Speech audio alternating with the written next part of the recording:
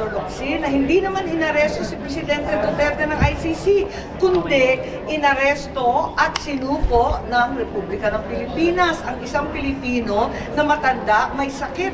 At pinapatunayan to ng 3 hearing na ginanap dito sa Senado, ang liwaliwanag. Kaya talagang nakakalungkot, nakakalumo itong nangyari sa atin. So, as a diplomat, pwede mo ba yung ganung statement? Hindi ko alam, hindi ako diplomat eh. At hindi ako diplomatic din. Sorry. Baba konti mic.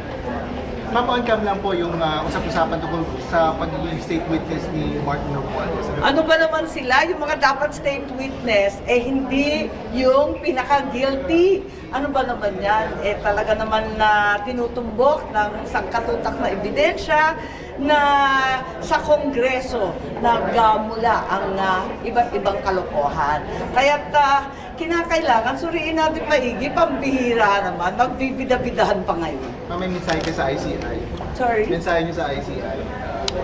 Ay, hindi ako nakikialam dyan. Independent daw sila.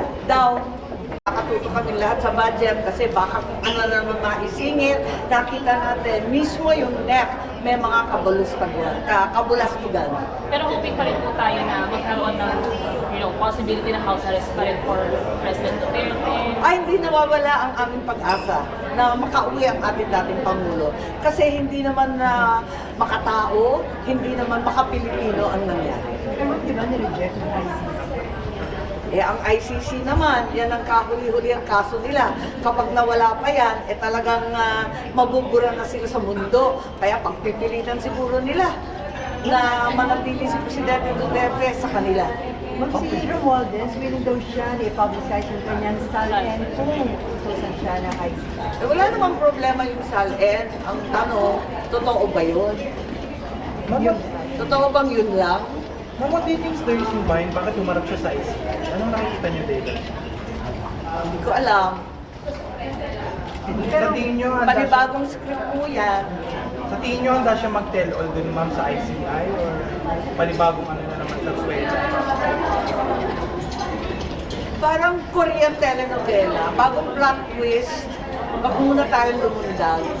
So, hindi mataas ang expectation niya na may magagawa yung ICI to address ang flood. Yan naniniwala ko sa mga members ng ICI, wag lang tayo magpaandar sa kung ano-anong gimmick dyan.